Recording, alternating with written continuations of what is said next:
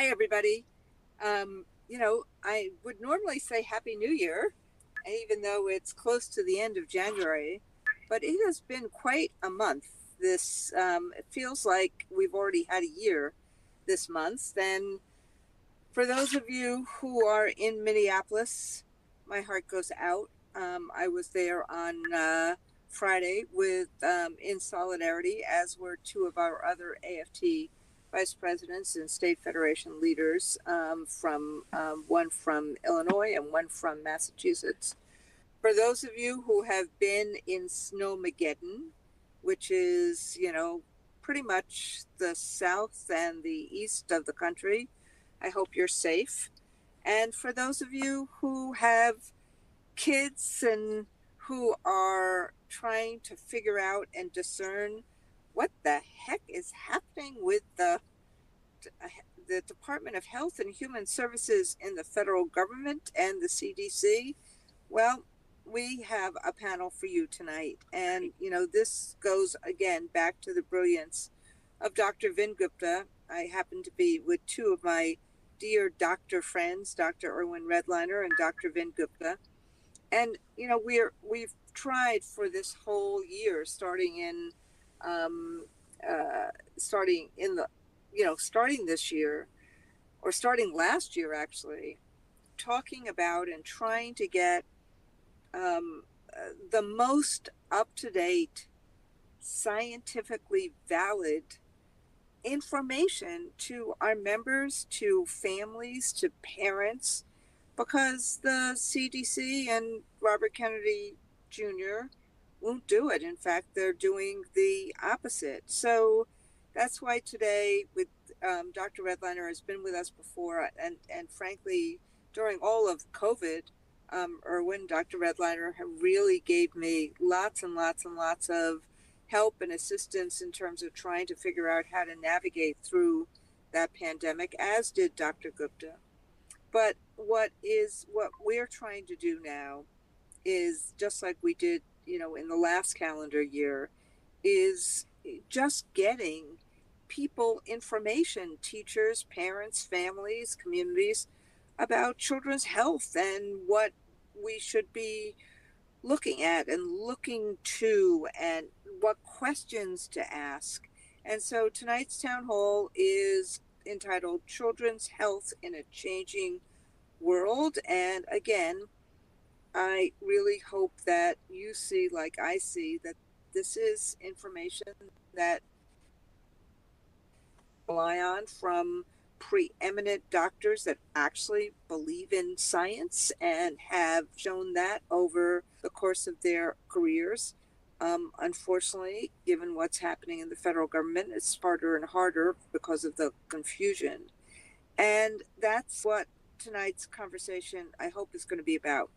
Children's health does not exist in a vacuum. It is actually shaped by the systems adults create.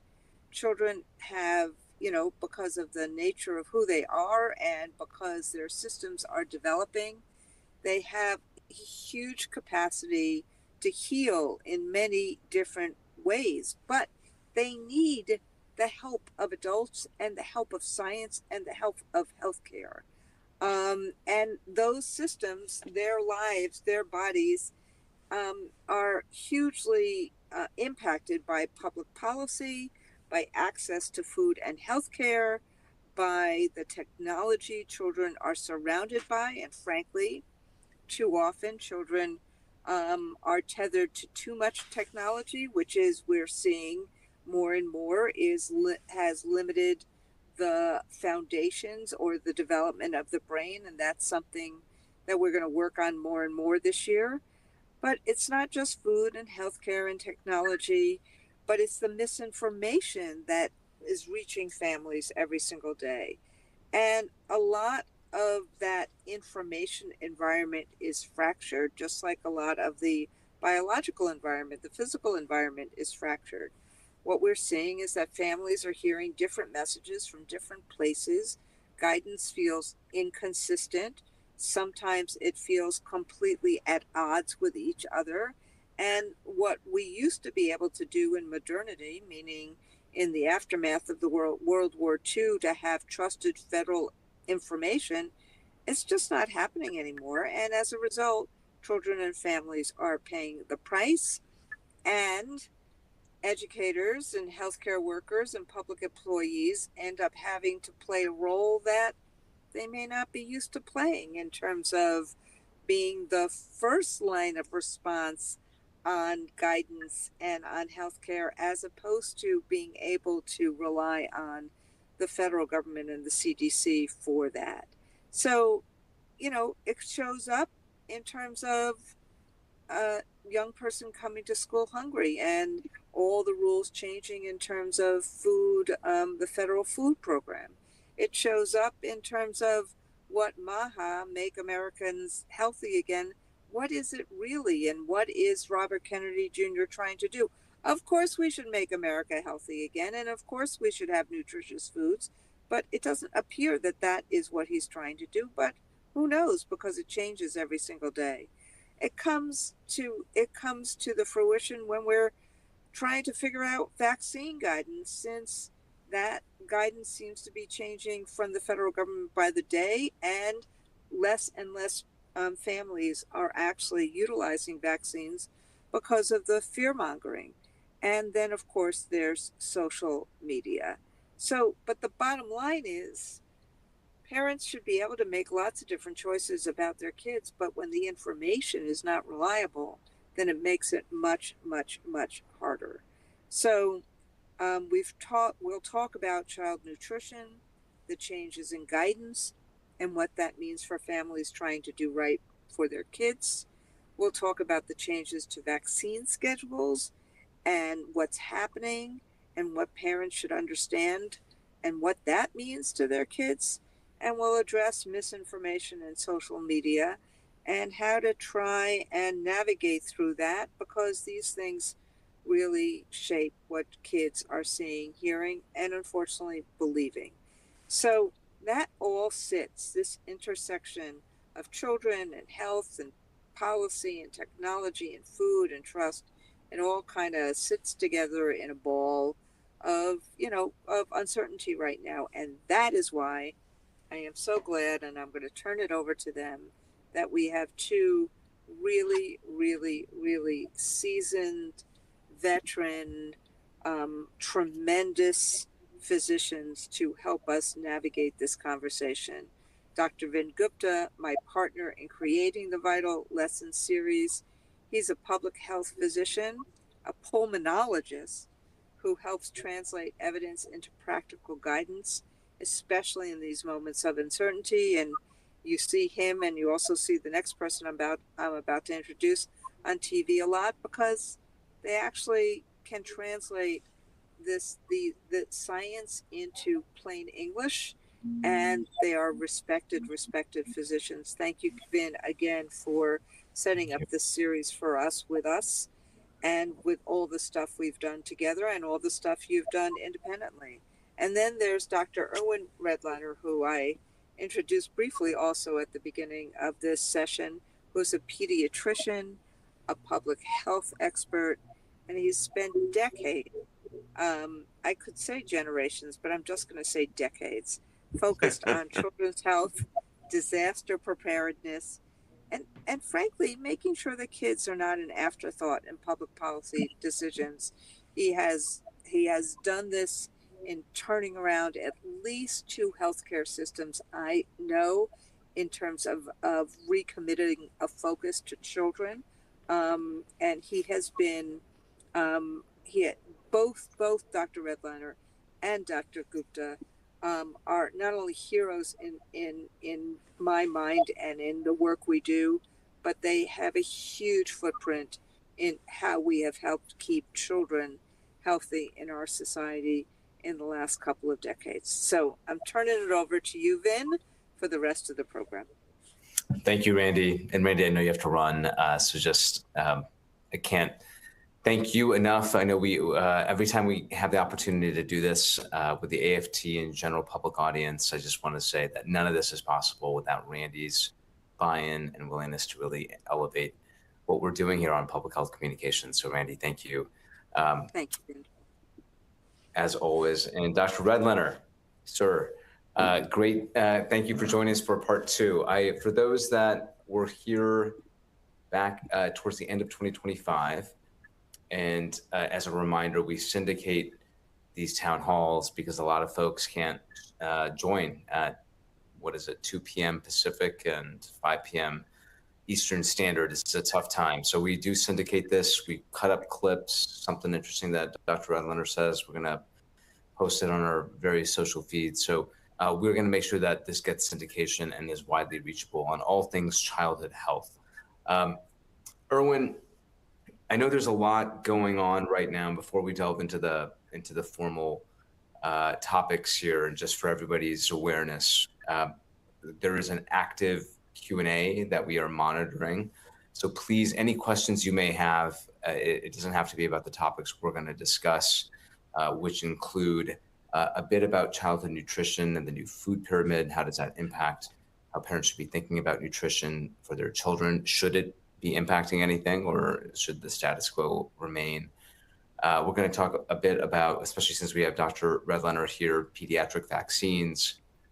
A lot of noise, of course. It's hard to sort of run away from the noise on pediatric vaccines. What is changing? Why is it changing? And is there any rationale to it? That's what we're going to dive into.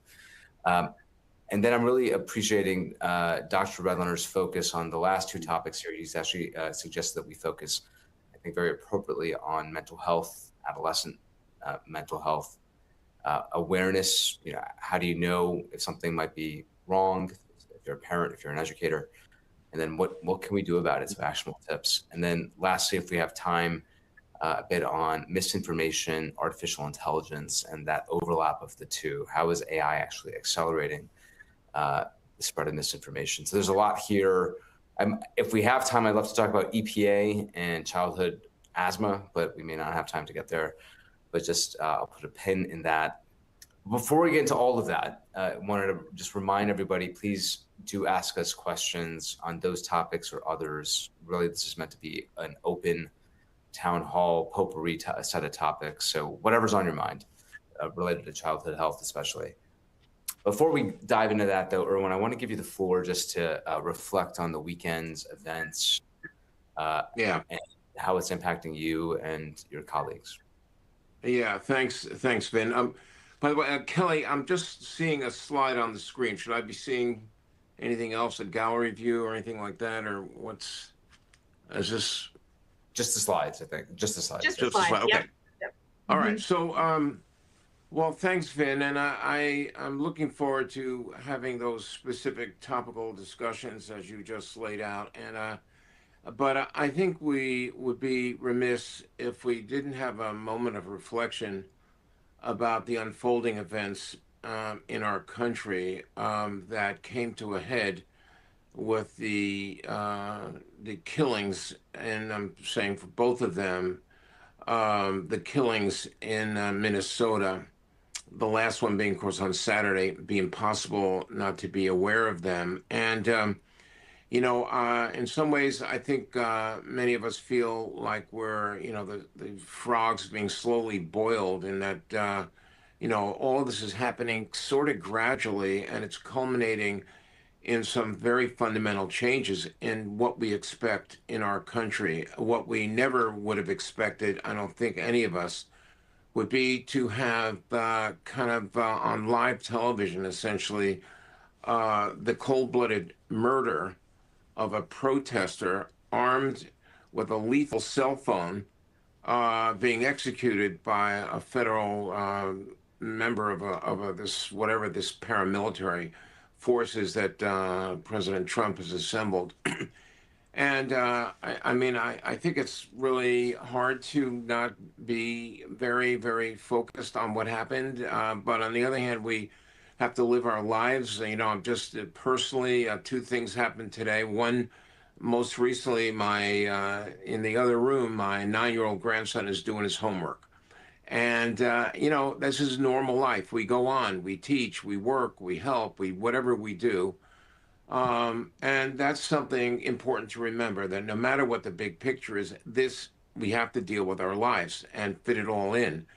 But the other thing that happened, and I mentioned this to Kelly and Randy earlier, is that this morning, and by the way, one of the more recent projects I've worked with Randy on is helping children and schools and teachers impacted by the war in Ukraine. And we actually have spent time there together. But I was on a call this morning with a mom with her two children, and she was in Kiev, Ukraine. I was here in New York City. And we got on the call. I'm calling to ask her about how things are going and the conditions. And she's sitting in a dark room lit by a small battery powered desk lamp, cuddling her 2-year-old and bundled up and no heat. And the first thing she says is, before we get started, how are you doing? She says to me, we've been seeing what's happening in your country. I'm so sorry. And the irony of somebody expressing sympathy for conditions in America, calling from a country in a violent, brutal war without electricity, trying to take care of their children, was an extraordinary thing to experience. And I just want to put everything in perspective that we don't look good in terms of what's going on about out there. But anyway, Vin, that's what I'd like to say. But let's move to the topics at hand. Thank you, Irwin. I appreciate that. I should also say, I mean, I want to spend just a quick moment too, that Alex Preddy was, and Renee Good, obviously they should both be with us. I do want to emphasize, because I noticed in the case of especially Alex Preddy that his parents wrote a letter saying that they wanted the truth to be spread about their son. And it really struck me. I've had a chance, an adult pulmonologist, to work in VAs across the country, in ICUs and VAs across the country. And it takes a really special person to sign up to be an adult ICU nurse or an ICU nurse in a VA that cares for adults. And not only are you giving back to people through just provisioning healthcare, but these are our veterans often, unfortunately, are some of the sickest people that end up in an American ICU across the country. They have a lot of underlying chronic disease. A lot of them don't make it out of an ICU. It's very tender work. And it's not like, it's really hard work. It's incredibly hard work. And so what I wanted to say was, I just wanted to make a note on that. And I appreciate you calling out everything that you just said, Irwin. I do want to kick it to you, Irwin, as we get started here. If you could just give us a little bit on the new food pyramid guidelines. Yeah. And how you're thinking about it from a pediatric standpoint. So there's been a lot of dramatic announcements coming from our sort of major national public health policy shops. And of course, Health and Human Services, now run by Secretary Robert F. Kennedy Jr., has been flagrantly talking about things that may or may not be, let's say may not be far too often, grounded in actual information and science. Since science has left the building when it comes to HHS, and that's a really sad development. And before I get into the details about the food pyramid, which is really important, you should know that the U.S. Health and Human Services and the Centers for Disease Control and Prevention, the CDC, and our participation in the World Health Organization for many, many years, since the beginning, really, all of these things were considered the gold standard for the world. You want to know where the ultimate authorities, research, state-of-the-art public health policies are coming from?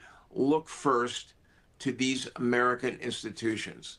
That has so dramatically changed that we're now kind of looked at as kind of crazy outliers. We've lost the standing that we used to have globally. And let's just take this food pyramid that Vin has brought up. So basically, people talk about the new food pyramid as being an inversion.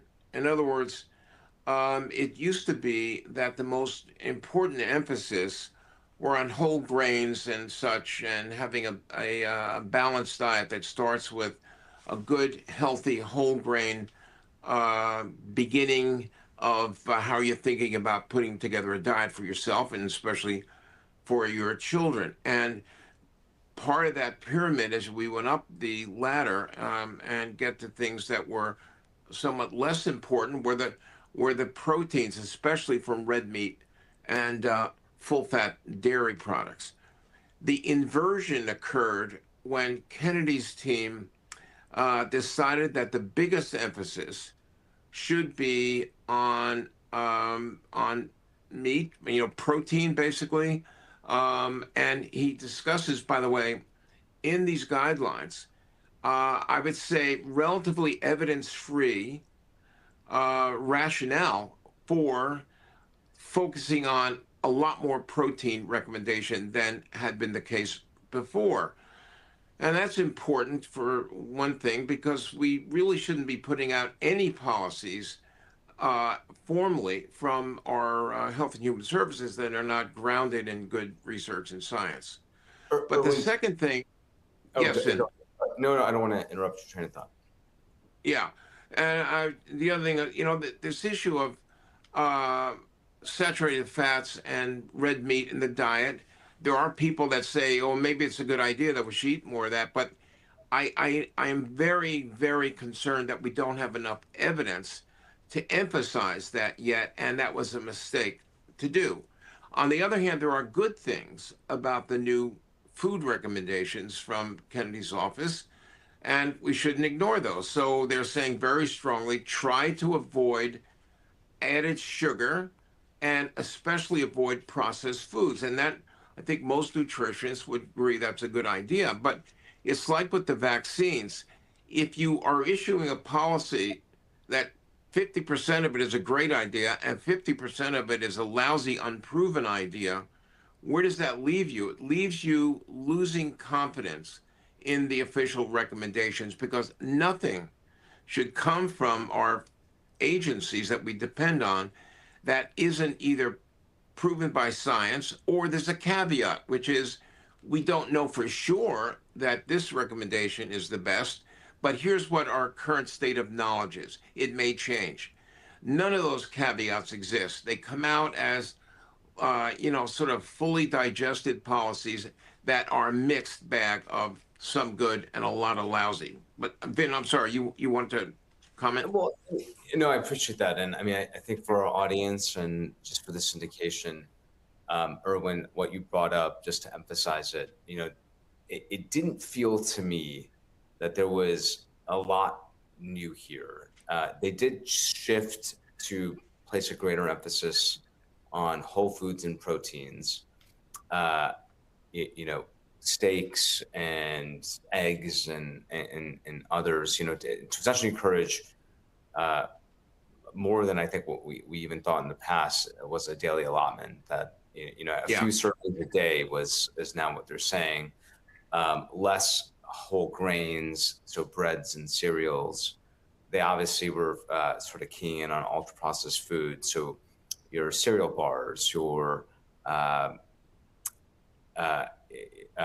Pop Tarts, things like that. None of those things are good because those are added sugars and whatnot. I also noticed that I have strict limits on pretty much adding additional sugar to snacks in schools, and so basically food items that kids might use to snack on, that limiting the amount of added sugar to, I believe the threshold was previously 10%. You don't want you wanted to limit the amount of additional sugar by, say, 10% of the total sugar intake. I think what sort of flummoxes me about all these guidelines, sort of a shift to more expensive foods, and it's kind of how I think about it, is, of course, ultra processed foods are bad. We've been talking about that for decades. Of course, you want to add additional sugar, and you'd like foods to have natural sugar ingredients, not sort of additional sugar. like we find in sort of high sugar candy bars and granola bars and cereal bars. But those types of options that really minimize sugar intake or added sugar, those that are available sort of at low cost through, no what was it called? I think there are no kid hungry feel free meals finders. These are actually websites, no kid hungry free meal finder. You can Google it, find a free meal. All these things require resources to ensure that we're leaning into fruits, veggies, lean proteins, eggs, whole milk. It's not cheap. And the whole problem of ultra processed foods is that it's cheap and it's easy and it's convenient for those that don't have as many resources. I mean, unfortunately, there's an inequity here. I'm wondering how you reconcile, because I've been having a hard time reconciling this across a lot of issues. But when it comes to, say, defunding SNAP as part of the One Big Beautiful Bill, and then yet that's one part of government. The other part of government that Kennedy oversees through HHS and MAHA is putting out what I would say is fine, okay, let's do this new food pyramid, which I think is a slight variation of the existing one. But how are you going to actually scale this to every zip code in the country without more resources for schools, without a robust SNAP program? It doesn't seem to make sense or reconcile. But I was curious your thought. Yeah, right. Listen, this is you got your finger on the problem here, Vin, because even think about this shopping issue. So right now, I'm in a neighborhood in New York City. I'm about 3 blocks from Trader Joe's, a block and a half from Whole Foods, and a couple other miscellaneous supermarkets, all in walking distance. There are inner city neighborhoods in New York and all over the country where if you're going to walk someplace to go shopping, what you got is a bodega or a deli where the food is actually more expensive and almost zero choice in terms of whether you're going to get a healthy snack or some other snack that's not at all healthy. And I think this has to do with sort of a general problem with the inequity of access that people have. We're giving advice almost oblivious to the fact that people just can't follow the advice, and they can't afford even what you are suggesting that they get. And by the way, question is, will schools be able to afford to make changes in diets? Some schools have.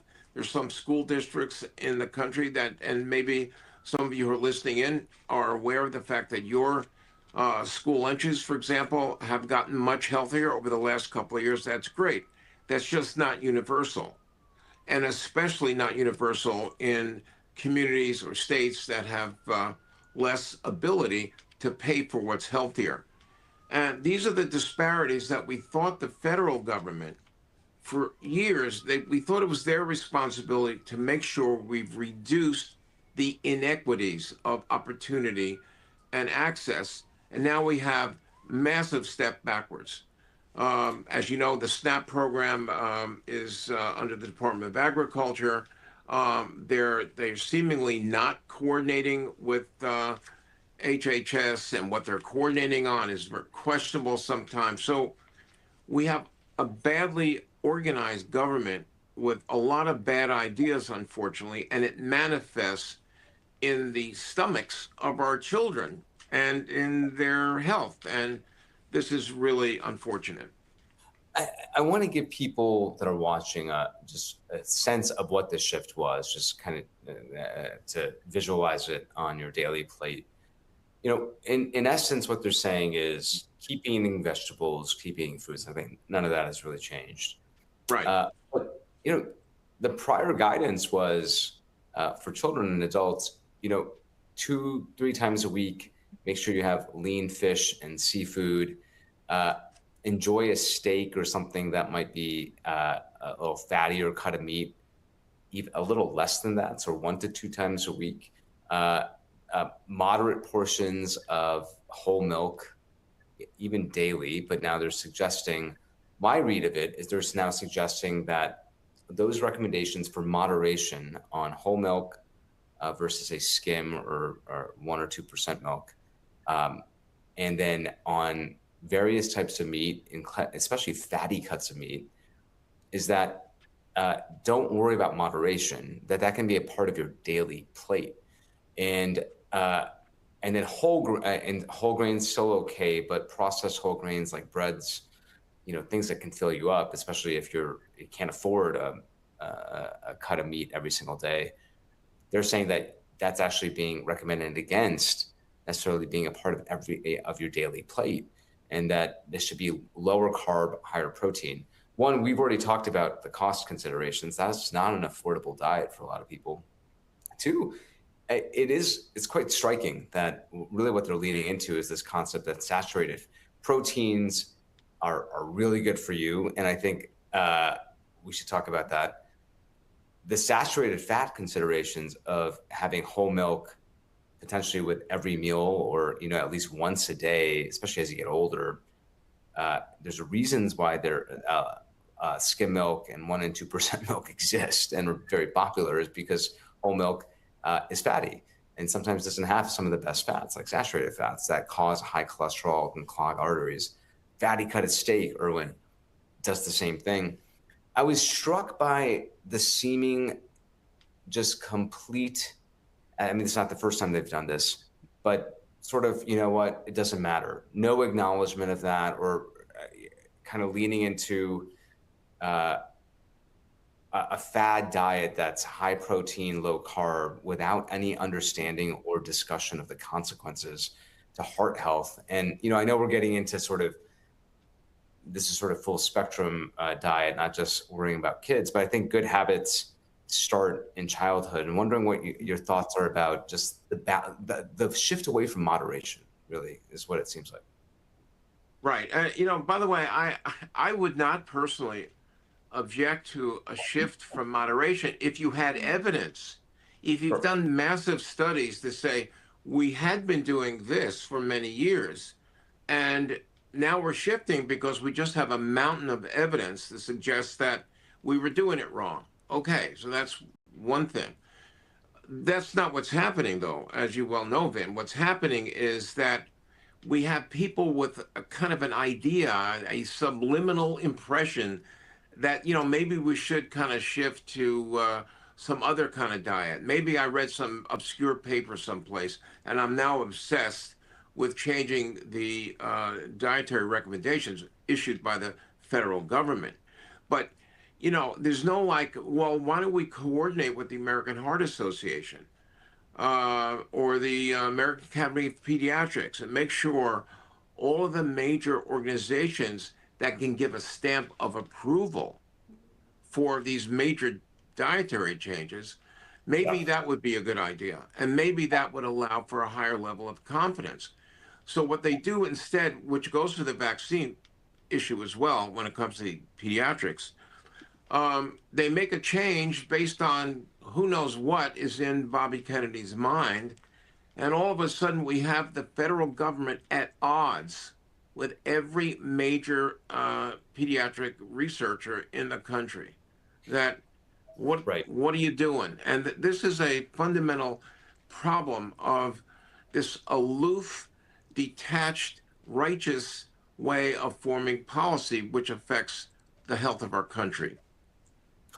I do want to close this part and move on to vaccines and give you the floor. But I will say, just to clarify about whole milk, since I've gotten a lot of questions from adults worried about what they should be doing with whole milk, what they should be counseling their children.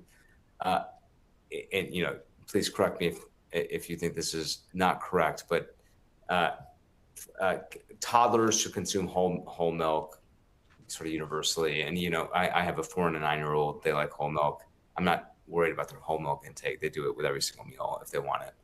But for adults, let's say you're having 4 servings of milk a day. I'm not sure a lot of us are doing that, but about 25% of your milk intake for an adult should be whole milk. So if you're having 4 glasses a day, 3 of those glasses should be skim milk, or say 1 or 2%. Whole milk should be minimized to about 1/4 of your intake, which is not what Kennedy and Maha is saying. They're saying every ounce of milk that you intake, especially as adults, should also be, just like when you were a kid, should be whole milk, because somehow the increased protein from it in their mind Yeah. is good for your body. And that's not correct. There's, again, to your point, there's not evidence. There's a lot of saturated fat in whole milk. That's why we Yeah. argue for and urge moderation. Right. And, so as far as that goes, and just sort of shifting to adults for a second, a lot of everybody who's listening to us actually are adults. There are a couple of generations worth of research suggesting that diets that are high in saturated fats, in whole milk specifically, with respect to our conversation right now, are associated with elevated levels of bad cholesterol, LDL. And you can't come in there just because you have the platform and say, you know what, we're going to change that now. We're gonna make different recommendations, to which the public, and especially those of us who deal in public health and medical science, need to say, hey, show me what you got. What is it that's turning you away from a lot of research, mountains of research from all over the world, that said, we should not be drinking whole milk for adults. And we also have, as you know, high rates of coronary artery disease and stroke and blood pressure issues and obesity in America. And before we go around recommending increasing intake of whole milk, I think we need a lot more evidence than what Bobby Kennedy seems to think we need. And this is another big problem. We have a lot to get to, and I want to move us on. I will say, for the audience and for just as you're thinking about how you live your life, of course, I think we all want everybody to have agency and power over how you live your life, and just to be armed with good, trusted information. That's the purpose of this. I have seen nothing to argue against moderation in everything, including alcohol intake. I felt like in the last year we've been whipsawed. Don't drink anything, to drink, just avoid drinking during breakfast, which is, to paraphrase Mehmet Oz just recently. I think both are unrealistic pieces of advice. I think Oz's advice verges on danger, versus the prior advice verges on probably too conservative based on the data. Just moderation, as we've counseled for generations, is always the best course. But moving away from ultra processed foods, I think we can all agree with, is not gonna happen without resources. Anyway, I'm going to move us on. Thank you, Irwin, on that. I do want to get into childhood vaccines for a bit, and then make sure we have time to touch on at least one additional topic. Okay, Irwin, great. You're a pediatrician. I just want to give you the floor right now. There's almost an overwhelming amount to talk about, but I would like to tee it up this way. I've heard a few people that are reasonable physicians that I agree with on most topics, who are not fans of this president, who come to me and say, you know what, I don't mind that we're having a conversation about the Hep B vaccine, or I don't mind that we're having a conversation about reducing the number of shots, and maybe it's time to do that. And I can't tell if that's short-termism and trying to accommodate those that are in power now and to seem reasonable, since I think there's a tendency for some people to want to do that, to somehow occupy the middle centrist view.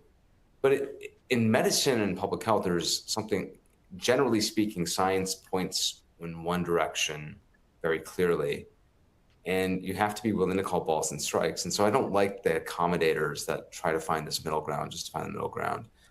So I've really struggled with this, but I'm wondering your take on why we're having these discussions versus the individual recommendations. Why are we having these discussions, and is there any rationale to it that makes sense to you? Vin, and you're talking about rationale for making changes in the vaccine schedule recommendations for children, specifically, that kind of thing, right? So moving away from Hep B, moving away from, I know they moved away from the quadruple MMRV. There's all sorts of other discussions underway. COVID flu, no longer recommended for certain people. Give us a sense of what's driving this, and is there something here that we should be paying attention to that's real? Yeah. So no, there isn't, as far as I'm concerned. And let me explain myself. And we have been using a a vaccine schedule for children that has been developed over time, and it's been developed as as new discoveries occur about we were vaccinating, for example, against German measles or rubella, and measles and whooping cough or pertussis, and then polio.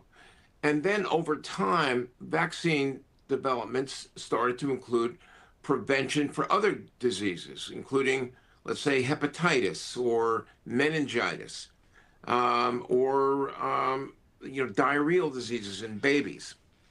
And those additional vaccines were added over time with two conditions. One is that they were shown to be effective, and secondly, and importantly, they were shown to be safe.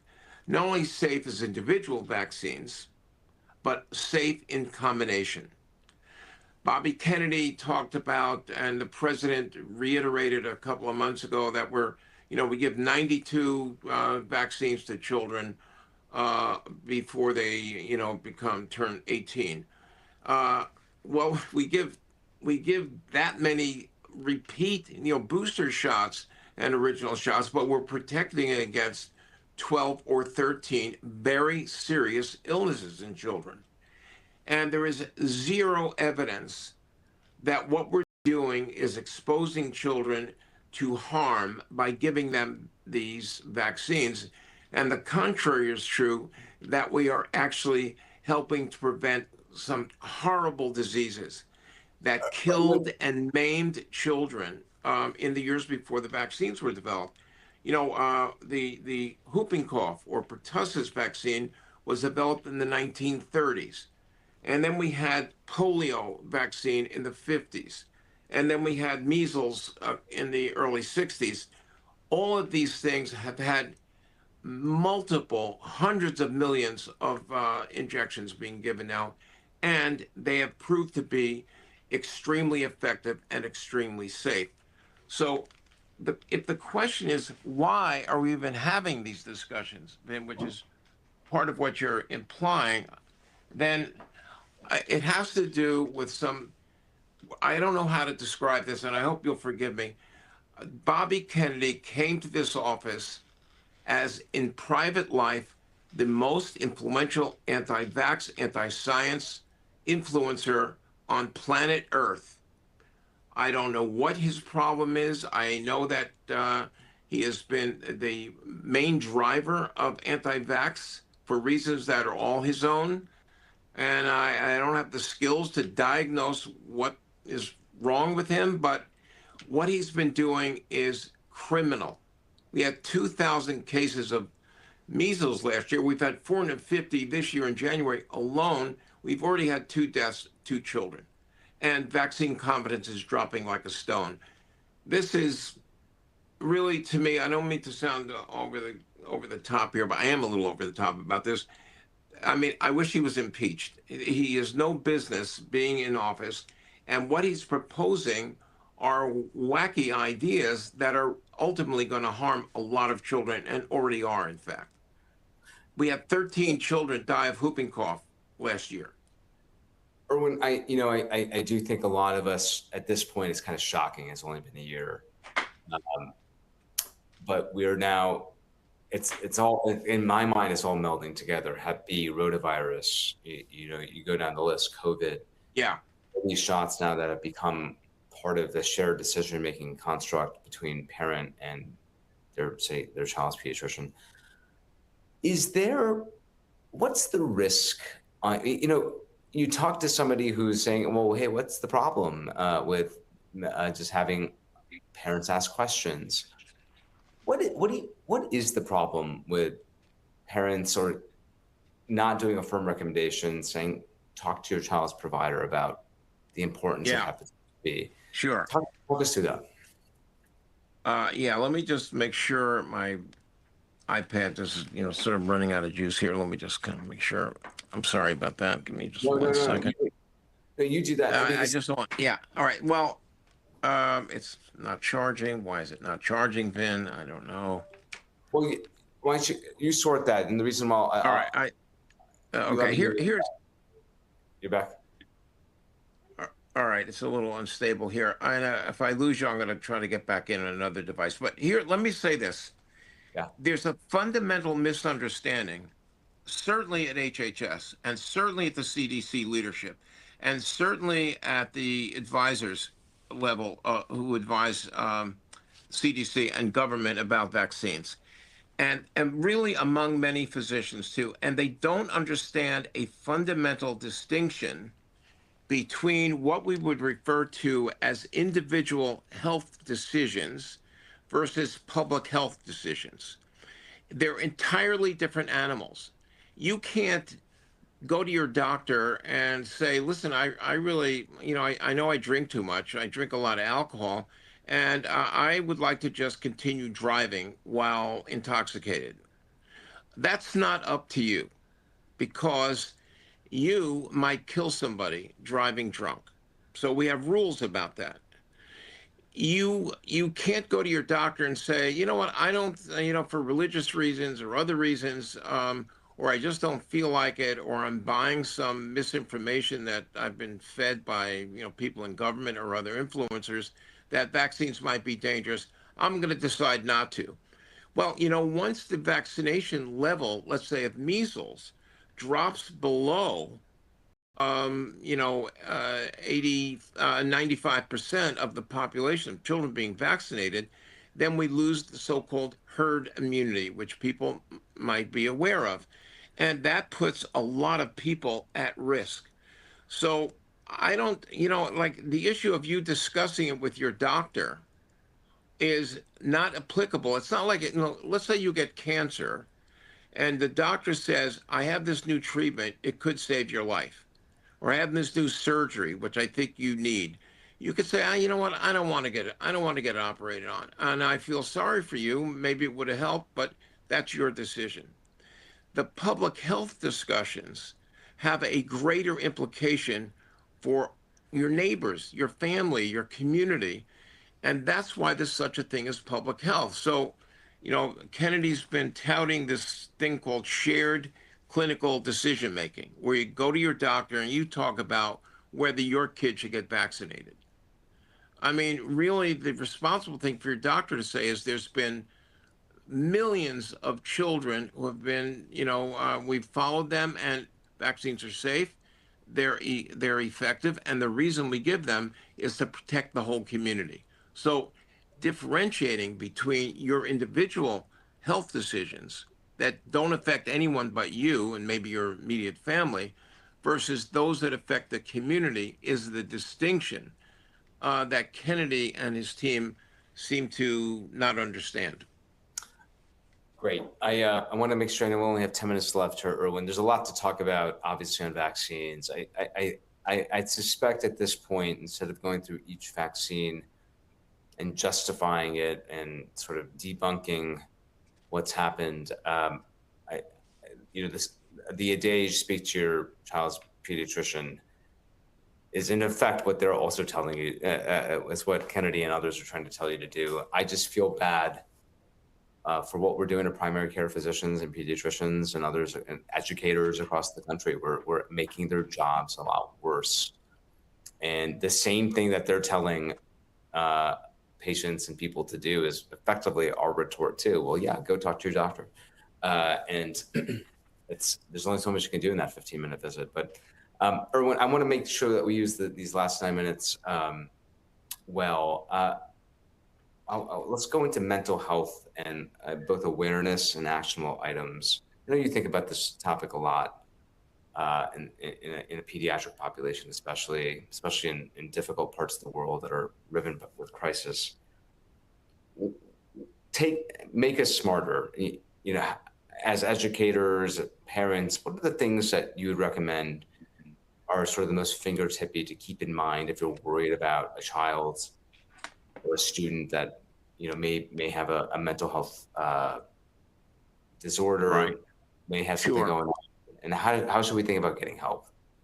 Okay, so the first thing is just to be aware of the fact that the challenge of adolescent mental health is very significant. It's estimated that 1 in 5 kids have depressive depression episodes, and 40% of children, of teenagers, have some sort of anxiety disorder, which affects their functioning, the fulfillment of their own promise as individual kids and their opportunities in life and so on. It is a serious problem. And for teachers, one of the reasons that I had suggested that we try to spend a little bit of time talking about this is that teachers may well be, first of all, they should consider themselves first responders in general. Um, uh, First responders, but not therapists. And that means that teachers should have a level of awareness, and I'm sure many do, just first of all, intuitively, if not by training, that they spend a lot of time with kids and they are really on the front lines with our children, which is fantastic. And being aware of, and I don't think we'll have time to go into all the things you're looking for as a teacher or a parent, but obvious changes in behavior, lack of responsiveness, changes in their social interactions, sort of anger outbursts, and so on. Things that make you notice as a teacher are worthy paying attention to. And that may mean a conversation with the kids and making sure that there's not an environment where that are exacerbating stresses on children, like bullying or other, discrimination around individual children. And secondly, to know when it is appropriate to go to higher levels in the administration, the school.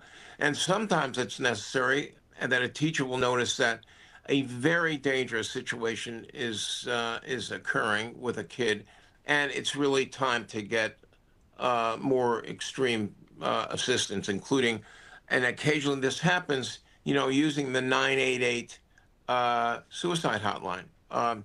Not that this is common, it's actually rare, but for teachers in general, the advice is awareness, understanding your role as a first responder, knowing what you do when you get worried about a situation with a particular kid. What are your options?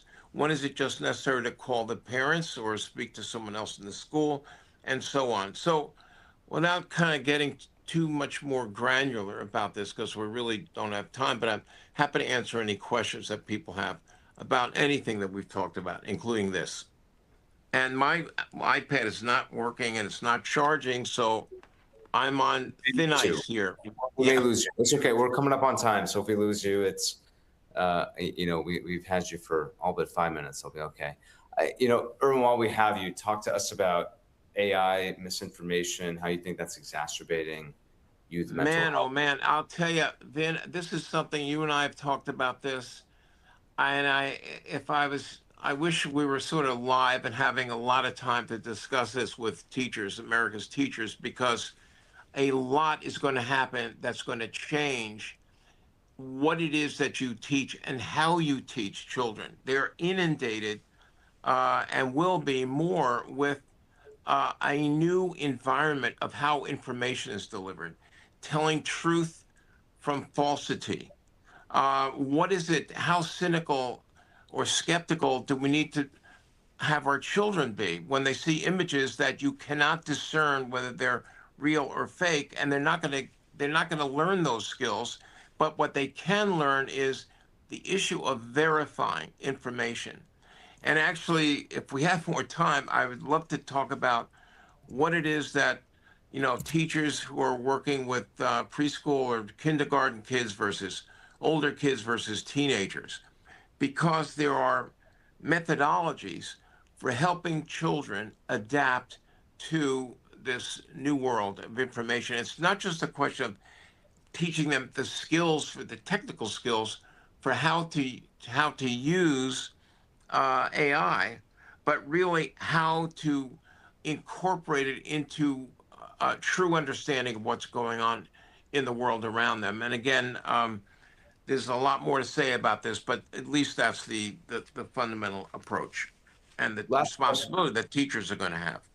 Last question on this, and then I'll kick it to Kelly for some last comments on next month's webinar and some upcoming programming. How should parents be thinking about or I'm wondering, say your grandson and Yeah, how your children monitor, uh, exposure to social media. yeah, Wondering what, never mind the AI sort of components of yeah. that us as adults have to reckon with. Where are you noticing what effective solutions exist? Talk us through what you've seen that actually seems to be working when it comes to minimizing exposure to social media. Are there, community compacts, school-based sort of initiatives? Just wondering what Well, scale. at the moment, the problem is less in schools and more when kids. This is just my opinion about this. When kids are home, it's after school, it's before school, it's on the weekends and holidays, and here you are, a parent of a 8-year-old who wants to play games, who wants to watch whatever on television, or somehow engage in social media. I think we're at a stage with this, and it's an ongoing challenge and ongoing growth industry here. This issue of screens and attracting children, that parents need to limit very clearly the amount of screen time, and secondly, need to be screening whatever it is their children want to be watching, and carefully. Um, it pains me sometimes. You'll be out and about, and you see a 2-year-old, sometimes younger than that, in a stroller, holding an iPad or a tablet or sometimes even a phone. And it's a really good babysitter. There's no doubt about it. And I think a lot of parents who are busy and stressed and doing their thing, it's a really good way to get a kid to stop complaining, or stop crying, or get distracted or whatever. And this is where it gets dangerous, when the screen becomes a crutch for parenting. And I think this is something where, this is going to be evolving, but setting limits and screening what the kids are screening is really where it's happening. And I think this is something, by the way, I think if you go to, I use AI a lot myself, just to tell you, but if a parent goes to AI and says, let's say chat, and says, how do I structure a screen time agenda and rules for my 6-year-old? You may not agree with everything, but you'll get a framework for how to manage this in your interactions with your children, and that's really all we got right now. It's an evolving issue that's going to get more and more complicated, not less so, as time goes on going forward. Irwin, fantastic. I'll leave that as the last word here. We covered a lot in a short period. I think appropriately spoke about the impact of the shootings in Minnesota just on our profession, on society. Then went into a pretty robust discussion on the food pyramid. Yeah, More than anything else, I'd say the take home for folks is be mindful of moderation. Nothing new here that has justified not that moderation is a bad thing. And be careful, especially as you get into adulthood, about whole food, a yes, whole milk intake, not having a fatty cut of steak every single day. None of that stuff passes the basic smell test of reasonableness, and yeah, moderation has guided common sense policies. We then talked a bit about, and I appreciate your take, Irwin, on vaccines. Really, what is driving this? Because we could talk about individual vaccines all day long, but what is driving this? More importantly, is really important. The shared decision-making framework is pretty insidious. It's just adding a lot of work and weakening trust at a time that they shouldn't be doing that. And then, of course, all things mental health, AI, misinformation. I mean, almost too much to talk about. If we had even a day's worth of time. But Irwin, thank you for joining us again. Really, really thank great. you, Ben. Yeah, and thanks to AFT and Randy. I know she's off the phone, but my pleasure. And you really shaped the conversation in a way that was easy for me to talk about and hopefully helpful to whoever's been listening. Always. We had a great turnout. Kelly, I know we have a few upcoming programming items to talk about. I'm going to sign off, you guys. Thank you so much. Thanks, Irwin. Bye, Thank guys. you, Irwin. That was great. Thank you. And so I see a lot of questions about the poll questions. Don't worry about it because we didn't have the console up. Just make sure that you email webinars@sharemylesson.com. If you want to get certificates for this one, we have made sure that that icon is set up for the next webinars as well. So I'll put that in the chat. But I do want to highlight a couple things. Our February Vital Lessons is on continuing that conversation on AI, chatbots, and mental health. So that link is in the chat, which I will paste again right now for you to access this. So hopefully you'll be back to join us with Vin and Randi. And then tomorrow night, where the webinar conversation kicked off on immigration and ICE and what's happening in Minnesota, we have a webinar with a large panel of speakers talking about what's happening right now. And we'll dedicate a lot of that time to what's happening in Minnesota, but then also resources and content that you need and people may need to help, support their own communities in case you have ICE entering your community and what you need to do and know your rights and those things. So I do hope that you can join us tomorrow night for that really important, critical conversation. And then Vin, excited to be back with you. Laura, I see your question. Thank you for that. Please email webinars@sharemylesson.com if you are trying to get a certificate. We just I completely forgot to check that was up. So I apologize for that, but we can tell if you participated tonight. So send an email to that and we'll take care of you. All right, Ben. This was like, you know this, but I'm a mom of a 10-year-old and a 13-year-old, and I share this with our Share My Lesson audience a lot. Like this was really, really helpful for me as a mom, and thank you. Thank you, Kelly. Thanks for having us, and thanks everybody. I know this is we got a great turnout. Look forward to seeing you next month. Great, terrific. Thanks all. Good night. Thanks all.